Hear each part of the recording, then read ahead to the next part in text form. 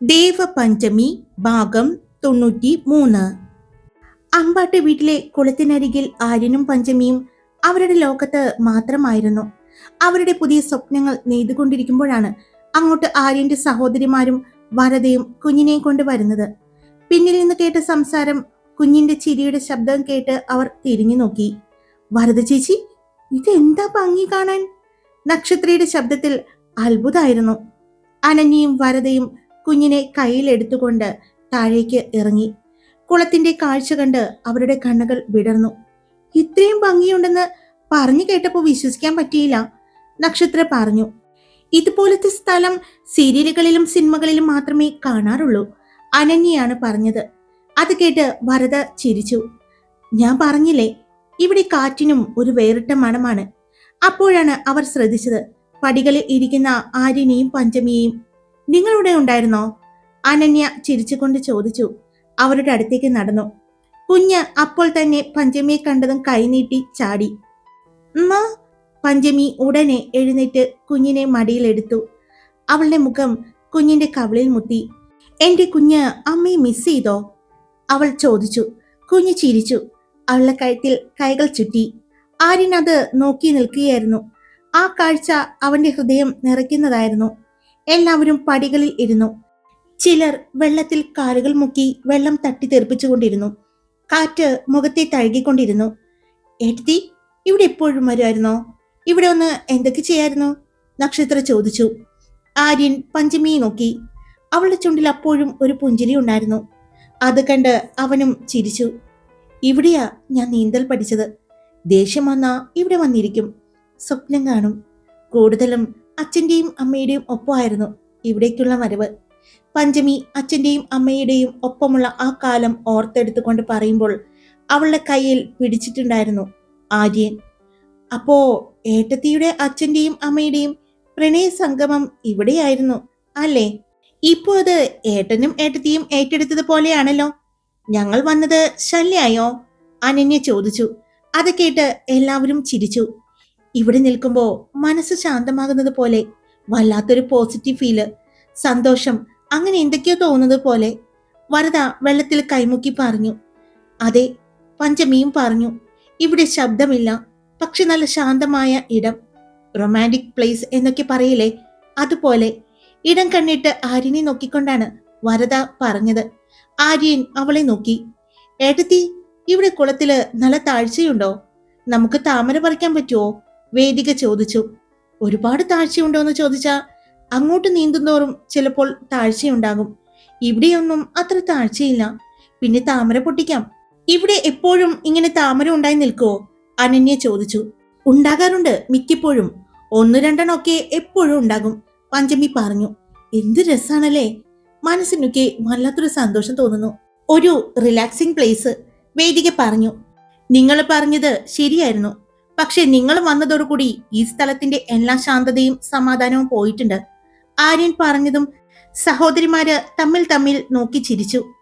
ഏട്ടാ, വിഷുവിന് നമുക്ക് ഇവിടെ ഒരു ഫോട്ടോഷൂട്ട് നടത്തിയാലോ? കുളത്തിനരികിൽ വിളക്ക് വെക്കാം, ഭംഗിയായിട്ട് ഒരുക്കാം, നക്ഷത്ര ആവേശത്തോടെ പറഞ്ഞു. അതെ, അനന്യയും കൂട്ടിച്ചേർത്തു. രാത്രിയില് എല്ലാ ലൈറ്റുകളും വെച്ചാല് എന്തു ഭംഗിയാകും. കുഞ്ഞ് വെള്ളത്തിൽ കാലുകൾ തട്ടി ചിരിച്ചു. മോളെ നോക്കൂ, പഞ്ചമി പറഞ്ഞതും എല്ലാവരും കുഞ്ഞിനെ നോക്കി. മോൾക്ക് ഇവിടെ ഇഷ്ടപ്പെട്ടു എന്ന് തോന്നുന്നു, കുഞ്ഞിന്റെ കളിച്ചിരി കണ്ട അനന്യ പറഞ്ഞു. അതെ, ഇങ്ങനെ ഇരുന്നാ മതിയോ? എന്തെങ്കിലും കഴിക്കണ്ടേ? ഉച്ചയായി, എനിക്ക് വിശക്കുന്നു. നക്ഷത്ര നാടകീയമായി വയറു പിടിച്ചു പറഞ്ഞു. ഭക്ഷണം പുറത്തുനിന്ന് ഓർഡർ ചെയ്യാമോ? അനന്യ ചോദിച്ചു.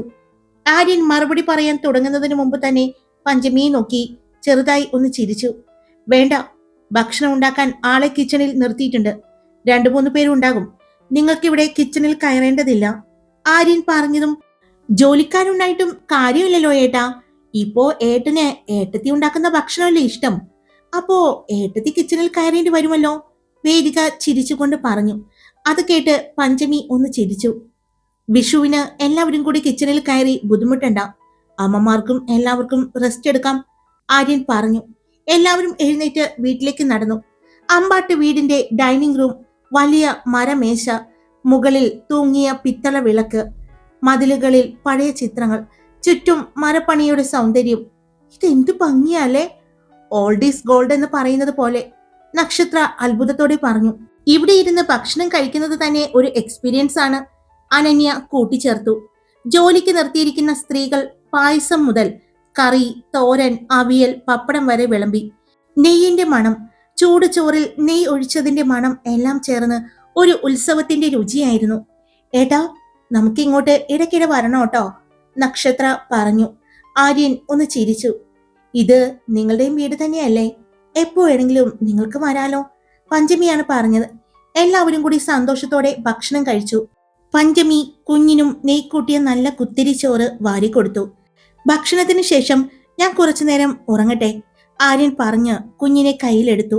മുകളിലെ റൂമിലേക്ക് പോയിക്കൊണ്ടിരിക്കുമ്പോൾ പഞ്ചമിയെ ഒന്ന് നോക്കി.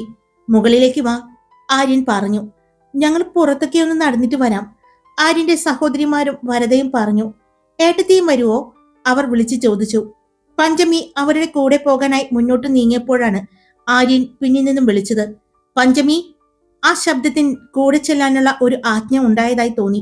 ആര്യന്റെ സഹോദരിമാർ അവളെ നോക്കി കളിയാക്കി ചിരിച്ചു. ഓഹോ, നിന്റെ അച്ചുവേട്ടന് നീ ഇല്ലാതെ ഉറങ്ങാൻ പറ്റില്ല എന്ന് തോന്നുന്നു, ദേ വിളിക്കുന്നു, വരത പറഞ്ഞുകൊണ്ട് ചിരിച്ചു. അത് ഓർഡറാണ് ചേച്ചി, അതുകൊണ്ട് പോയേ പറ്റൂ, ഇനി വേറെ വഴിയില്ല, അനന്യ പറഞ്ഞതും പഞ്ചമി അവരെ കൂർപ്പിച്ചൊരു നോട്ടം കൊടുത്തുകൊണ്ട് അവൾ മുകളിലേക്ക് കയറിപ്പോയി. റൂമിൽ കുഞ്ഞിനെ കിടത്തി. കുഞ്ഞിനെ ഉറക്ക്, ആര്യൻ പറഞ്ഞുകൊണ്ട് അവളുടെ കയ്യിലേക്ക് കുഞ്ഞിനെ കൊടുത്തു. പഞ്ചമി കുഞ്ഞിനെ തലോടി. അവളുടെ മനസ്സിൽ അല്പം പരിഭവം തോന്നിയെങ്കിലും കുഞ്ഞിനെ കയ്യിലെടുത്തപ്പോൾ അവളുടെ പരിഭവം എല്ലാം മാറി. നിന്റെ അച്ഛന് ഉറക്കം വരുന്നുണ്ടെങ്കിൽ ഉറങ്ങിക്കൂടെ, എന്തിനാ നമ്മളെയും പിടിച്ചു കിടത്തുന്നത്, അമ്മയുടെ മോൾക്ക് ഉറക്കം വരുന്നുണ്ടോ, അവൾ കുഞ്ഞിനോട് ചോദിച്ചു. ആര്യൻ അത് കേട്ടിട്ടും കേൾക്കാത്തതുപോലെ വാഷ്റൂമിലേക്ക് പോയി. കുറച്ചു നേരം കഴിഞ്ഞ് ഫ്രഷായി പുറത്തേക്ക് വന്നു. അപ്പോഴേക്കും കുഞ്ഞ് ഉറക്കത്തിലായിരുന്നു. പഞ്ചമി പതുക്കെ എഴുന്നേറ്റ് പുറത്തേക്ക് പോകാൻ ശ്രമിച്ചപ്പോൾ ആര്യൻ അവളുടെ കയ്യിൽ പിടിച്ചു. എവിടേക്കാ? താഴേക്ക്, എനിക്ക് ഉറങ്ങണം, അവൻ ശാന്തമായി പറഞ്ഞു. അതിന് നീ കൂടെ വേണം, അവൾ അതിശയത്തോടെ അവനെ നോക്കി. അവൻ അവളെ നോക്കി കുഞ്ഞിന്റെ അടുത്ത് നിന്ന് തിരിച്ച് തന്റെ അരികിലേക്ക് അവളെ വലിച്ചു. അവളുടെ മാറിലേക്ക് മുഖം ചേർത്ത് കിടന്നു. ഇതെന്റെ ഫേവറിറ്റ് പില്ലോയാണ്, അവൻ പതിയെ പറഞ്ഞു. പഞ്ചമിയുടെ വിരലുകൾ അവന്റെ തലമുടിയിൽ ഓടി നടന്നു. അവന്റെ ശ്വാസം ശാന്തമായി മാറി. കുറച്ചുനേരം കൊണ്ട് അവൻ ഉറക്കത്തിലേക്ക് വഴുതി. വീണ്ടും അവൾ അവന്റെ മുഖം നോക്കി. ഈ ശക്തനായ മനുഷ്യൻ ഇങ്ങനെ നിശബ്ദമായി അവളുടെ നെഞ്ചിൽ ഉറങ്ങുന്നത് കണ്ടപ്പോ അവൾക്ക് എന്തെന്നില്ലാത്ത സന്തോഷവും വാത്സല്യവും തോന്നി. അവൻ ഉറങ്ങിയെന്ന് അറിഞ്ഞിട്ടും അവൾ എഴുന്നേറ്റില്ല. അവന്റെ അരികിൽ കിടന്നു. കുഞ്ഞിന്റെ ശ്വാസവും അവന്റെ ശ്വാസവും ചേർന്ന് ഒരു ലാളിത്യമുള്ള സംഗീതം പോലെ അവൾക്ക് തോന്നി. പിന്നെ പതിയെ അവളും ഉറക്കത്തിലേക്ക് പോയി. പഞ്ചമി കണ്ണു തുറന്നപ്പോൾ മുറിയിൽ വെളിച്ചം മാറിയിരുന്നു. ക്ലോക്ക് നോക്കി, 4 മണി കഴിഞ്ഞിരിക്കുന്നു. അവൾ പതുക്കെ എഴുന്നേറ്റ് കുഞ്ഞിനെയും ആര്യനെയും കൂടി നോക്കി. ഇരുവരും ശാന്തമായി ഉറങ്ങുന്നു. അത് കണ്ട് അവരെ ശല്യപ്പെടുത്താതെ മുഖം കഴുകി അവൾ താഴേക്കിറങ്ങി. ഹാളിലെ ചിരിയും ശബ്ദവും കേട്ട് അവൾ അങ്ങോട്ട് ചെന്നു. ആകാശ്, സിദ്ധാർത്ഥ്, ആയുഷ്, വിക്രാന്ത്, ദേവാനന്ദ്, ശിവാനന്ദ് എല്ലാവരും എത്തിയിരുന്നു. ഞങ്ങളും ഇങ്ങോട്ട് പോന്നു ഏട്ടത്തി, അവർ ഒരുമിച്ച് പറഞ്ഞു. അത് കേട്ട് പഞ്ചമി പുഞ്ചിരിച്ചു. എപ്പോഴാ വന്നത്, അവൾ ചെറിയൊരു ജാള്യതയോടെയാണ് ചോദിച്ചത്. കുറച്ചുനേരമായി, ഏട്ടൻ ഉറങ്ങുകയാണെന്ന് പറഞ്ഞു. എന്നാലും ആര്യന് ഉച്ചയുറക്കമില്ലാത്തതാണല്ലോ, ഇതെന്തു പറ്റി, പതിവ് ശീലങ്ങളെല്ലാം മാറിത്തുടങ്ങി അവന്റെ അല്ലേ, സിദ്ധാർത്ഥ് ചിരിച്ചുകൊണ്ട് ചോദിച്ചു. അവൾ അവരുടെ അടുത്തേക്ക് ചെന്ന് സംസാരിച്ചു. വീട്ടിൽ വീണ്ടും ആവേശവും കളിയും ചിരിയും നിറഞ്ഞു. അപ്പോഴേക്കും കിച്ചണിൽ നിന്നുള്ള ജോലിക്കാരി ചേച്ചി വലിയ ട്രേയുമായിട്ട് വന്നു. ചായയുടെ മണം പരന്നു. നാടൻ പലഹാരങ്ങളും, ഉണ്ണിയപ്പം, പക്കവട, പഴം വറുത്തത് എല്ലാം ഉണ്ടായിരുന്നു. കുറച്ചു നേരം സംസാരിച്ച് ഇരുന്നതിന് ശേഷം അവർക്ക് റൂം കാണിച്ചു കൊടുക്കാനായിട്ട് ആര്യന്റെ സഹോദരിമാരും എല്ലാവരും പോയി. വാ, ഞാൻ റൂം കാണിച്ചു തരാം. അനന്യയും നക്ഷത്രയും സിദ്ധാർത്ഥിനെയും ആകാശിനെയും കൂട്ടിക്കൊണ്ട് മുകളിലേക്ക് പോയപ്പോൾ പഞ്ചമി ആര്യനെ വിളിക്കാനായി മുകളിലേക്ക് നടന്നു. വാതിൽ തുറന്നപ്പോൾ കിടക്കയിൽ കൈ തലയ്ക്ക് കീഴെ വെച്ച് കണ്ണടച്ചു കിടക്കുന്ന ആര്യനെ കണ്ടപ്പോൾ അവളുടെ മുഖത്ത് ഒരു പുഞ്ചിരി പടർന്നു. എഴുന്നേൽക്കുന്നില്ലേ, താഴെ എല്ലാവരും വന്നിട്ടുണ്ട്, അവൾ അവന്റെ അടുത്തിരുന്നു കൊണ്ട് പറഞ്ഞു. അവൻ കണ്ണ് തുറന്ന് അവളെ നോക്കി. അറിയാം, എന്നിട്ടെന്താ എഴുന്നേറ്റ് വരാഞ്ഞത്, അവൾ ചോദിച്ചു. നീ വന്നിട്ട് ഇറങ്ങുന്ന കരുതി കാത്തു കിടന്നതാണ്, അവൻ പറഞ്ഞു. എന്നാ എഴുന്നേൽക്ക് എന്ന് പറഞ്ഞ് അവൾ നടന്നു പോകാൻ തിരിഞ്ഞപ്പോൾ ആര്യൻ അവളുടെ കൈ പിടിച്ച് അവന്റെ അടുക്കലേക്ക് വലിച്ചു. എപ്പോഴും ഇങ്ങനെ ഓടിപ്പോകണ്ട. അവളുടെ മുടിയഴകിലേക്ക് വിരലുകൾ നീട്ടി കാതിനരികിൽ മുഖം ചേർത്ത് അവൻ പറഞ്ഞു. അച്ചുവേട്ടാ. അവൾ ചിരിച്ചു. താഴെ എല്ലാവരും ഉണ്ട്, അതിനാലാണ് ഇതിൽ മാത്രം ഇപ്പോൾ ഒതുക്കുന്നത്. അവൻ അവളുടെ നെറ്റിയിൽ ഒരു മൃദുവായ ചുംബനം നൽകി. ആര്യൻ എഴുന്നേറ്റ് വാഷ്റൂമിലേക്ക് പോയി. അവൻ ഇറങ്ങി വന്നതും അവൾ കുഞ്ഞിനെയും എടുത്ത് രണ്ടുപേരും താഴേക്ക് പോയി. കുഞ്ഞിനെ താഴെയുള്ള റൂമിലായി കിടത്തി. അതേസമയം ആയുഷിന് റൂം കാണിച്ചു കൊടുത്ത് തിരിഞ്ഞു പോകാൻ നോക്കിയ വരദയുടെ കയ്യിൽ അവൻ പിടിച്ചു. ഇത് എവിടേക്കാണ് ഇത്ര വേഗം പോകുന്നത്? ഇത്ര വേഗം പോകണ്ട, ആയുഷ് പറഞ്ഞു. എന്താ? അവൾ നെറ്റിച്ചൊളിച്ചു നോക്കി. ഇവിടെ വന്നതിന് ശേഷം നീ എന്നെ ഒന്ന് നോക്കുകൂടി ചെയ്തില്ലല്ലോ. ഒരു ചെറിയൊരു ദേഷ്യത്തോടെ അവനെ നോക്കി. അതിനെന്താ, ഇങ്ങനെ പിടിച്ചു നിർത്തേണ്ട കാര്യമുണ്ടോ? അവൾ ചോദിച്ചു. കാര്യമുണ്ട്, അതാണല്ലോ പിടിച്ചു നിർത്തിയത്. എന്നിട്ടും അവൻ അവളെ കൈവിട്ടില്ല. അവളെ കോർപ്പിച്ച നോട്ടം കണ്ടതും അവൻ ചിരിച്ചു.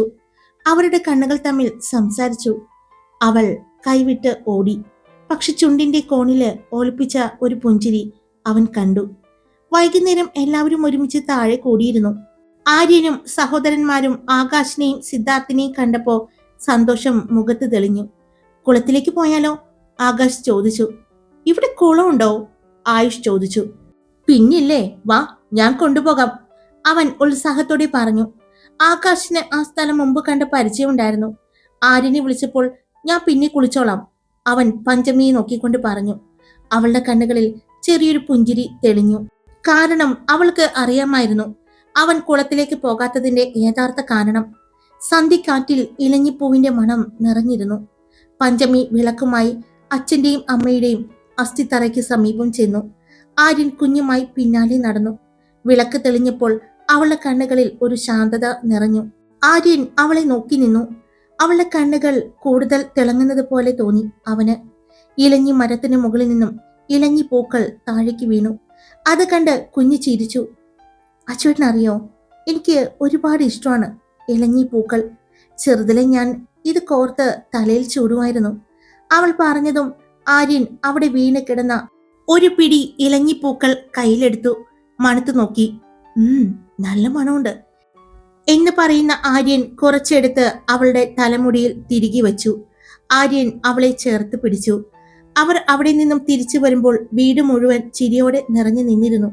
കുറുമ്പ്, വഴക്ക്, തമാശ എല്ലാം കൂടിയ ഒരു അന്തരീക്ഷമായിരുന്നു. ആകാശ് നക്ഷത്രയെ കളിയാക്കിക്കൊണ്ടിരുന്നു. സിദ്ധാർത്ഥ് അനന്യയോട് മിണ്ടാതെയുള്ള നോട്ടങ്ങൾ കൈമാറി. അവിടെ രണ്ട് പ്രണയങ്ങൾ കൂടി മുളച്ചിരുന്നു. സിദ്ധാർത്ഥ്, അനന്യ, ആകാശ്, നക്ഷത്ര. കണ്ണുകൾ സംസാരിക്കുന്ന ഒരു സന്ധ്യയായിരുന്നു. ഞാനൊന്ന് കുളിച്ചിട്ട് വരാം. ആര്യൻ എഴുന്നേറ്റു പഞ്ചമിയെ നോക്കി. വരാമോ? മോളെ വരദയുടെ കയ്യിൽ ഏൽപ്പിച്ചു. അവർ ഒരുമിച്ച് പുറത്തേക്ക് നടന്നു. പുറത്ത് നിലാവിന്റെ വെളിച്ചം പടർന്നു. കുളം വെള്ളി പോലെ മിനുങ്ങി.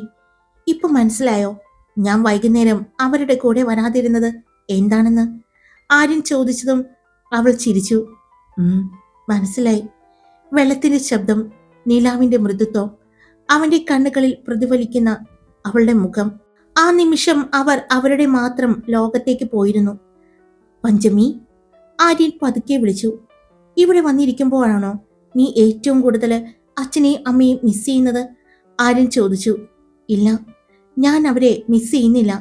അവർ എൻ്റെ കൂടെയുണ്ട് എന്ന് വിശ്വസിക്കാനാണ് എനിക്കിഷ്ടം. പിന്നെ ഇവിടെ വരുമ്പോൾ ആ ഇലഞ്ഞി മരത്തിന്റെ ചോട്ടിൽ നോക്കുമ്പോൾ മാത്രമാണ് അവർ എൻ്റെ അടുത്ത് ഇല്ല എന്ന് എനിക്ക് തോന്നുന്നത്. അവൾ പറഞ്ഞതും ആര്യൻ അവളുടെ കയ്യിൽ മുറുകെ പിടിച്ചു. ഇപ്പോ ഒറ്റയ്ക്കാണെന്ന് നിനക്ക് എപ്പോഴെങ്കിലും തോന്നാറുണ്ടോ? ആര്യൻ ചോദിച്ചു. ഇല്ല, എനിക്കിപ്പോ അങ്ങനെ തോന്നിയിട്ടേയില്ല. അങ്ങനെ തോന്നാനുള്ള ഒരവസരം അച്ഛനും മോളും തരാറില്ല എന്നുള്ളതാണ് സത്യം, അവൾ പറഞ്ഞു. അതെ, നിനക്കൊരിക്കലും അങ്ങനെ ഒരു തോന്നൽ ഞാൻ തരില്ല ദേവ. കാരണം എന്താണെന്നറിയോ ദേവ, ഞാനും ആ ഒരു അവസ്ഥയിലൂടെ കടന്നു വന്നിട്ടുള്ളത് കൊണ്ട് എനിക്ക് നന്നായിട്ട് അറിയാം അതിന്റെ വേദന എത്രത്തോളം ഉണ്ട് എന്ന്, അതിന്റെ വ്യാപ്തി എത്രത്തോളം ഉണ്ടെന്ന്. അതുകൊണ്ടല്ലേ ഞാൻ എപ്പോഴും നിന്നെ ഇങ്ങനെ പൊതിഞ്ഞു പിടിച്ചുകൊണ്ട് നടക്കുന്നത്. ഇപ്പോഴും എല്ലാവരും ഉണ്ടായിട്ടും അച്ചുവേട്ടന് ആ തോന്നലുണ്ടോ? ആരുമില്ല, ഒറ്റയ്ക്കാണെന്ന് പഞ്ചമി ചോദിച്ചതും നീ വന്നതിൽ പിന്നെ ഇപ്പോ അങ്ങനൊരു തോന്നലില്ല. പക്ഷേ എത്രയൊക്കെ പറഞ്ഞാലും എനിക്ക് അവരോട് അടുക്കാൻ പറ്റുന്നില്ല. ഞാനന്ന് ഒരുപാട് പറഞ്ഞതാണ് ദേവ, മുങ്ങിത്താഴുന്ന ഈ PK ഗ്രൂപ്പ് എനിക്ക് ഉയർത്തിക്കൊണ്ടുവരാൻ പറ്റുമെന്ന്. പക്ഷെ എന്തോ അവർക്ക് എന്നെ അത്രയ്ക്ക് വിശ്വാസമായില്ല. എന്നെ അവർ വിശ്വസിച്ചില്ല എന്ന് പറയുന്നതായിരിക്കും ശരി. അതുകൊണ്ടാണ് എന്നെ ആ വിവാഹത്തിലേക്ക് അവർ തള്ളിവിട്ടത്. ആര്യൻ പറഞ്ഞു. അതുകൊണ്ട് എന്താ മനുഷ്യ ഇപ്പൊ നിങ്ങൾക്ക് കുഴപ്പം? അങ്ങനൊരു വിവാഹം നടന്നത് കൊണ്ടല്ലേ ക്യൂട്ടായിട്ടുള്ള നാഗമോളെ നിങ്ങൾക്ക് കിട്ടിയത്, പിന്നെ സുന്ദരിയായ എന്നെ നിങ്ങൾക്ക് കിട്ടിയത്? അവൾ പറഞ്ഞുകൊണ്ട് കണ്ണു കോർപ്പിച്ചു നോക്കിയതും ആദ്യം പറഞ്ഞത് സത്യമാണ്, പക്ഷെ രണ്ടാമത് പറഞ്ഞത് അത് കുറച്ചു കൂടിപ്പോയില്ലേ? ആര്യൻ പറഞ്ഞതും രണ്ടാമത് പറഞ്ഞത് ഞാൻ സുന്ദരിയാണെന്നല്ലേ അവൾ ചോദിച്ചു. സുന്ദരിയാണ്, അത് കൂടുതൽ സുന്ദരിയാകുന്നത്. അവൾ അവനെ ഒന്ന് കോർപ്പിച്ചു നോക്കി. പറയട്ടെ ഞാൻ? അവൻ പറഞ്ഞതും അവൾ പെട്ടെന്ന് അവന്റെ വായ പൊത്തിപ്പിടിച്ചു. വേണ്ട, പറയാൻ പോകുന്നത് എന്താണെന്ന് ഏകദേശം എനിക്ക് മനസ്സിലാവുന്നുണ്ട്. അവൾ പറഞ്ഞതും എന്നാൽ എനിക്കതുപോലെ കാണണം. അവൻ പറഞ്ഞതും അവൾ കണ്ണുകൾ മിഴിച്ച് അവനെ നോക്കി. ദേ അച്ചുവേട്ടാ, പഴയതുപോലെ നമ്മൾ രണ്ടുപേരും മാത്രമല്ല ഇവിടെ, എല്ലാവരും ഉണ്ട്. പിന്നെ മോളും അവരുടെ കയ്യിലാണ്.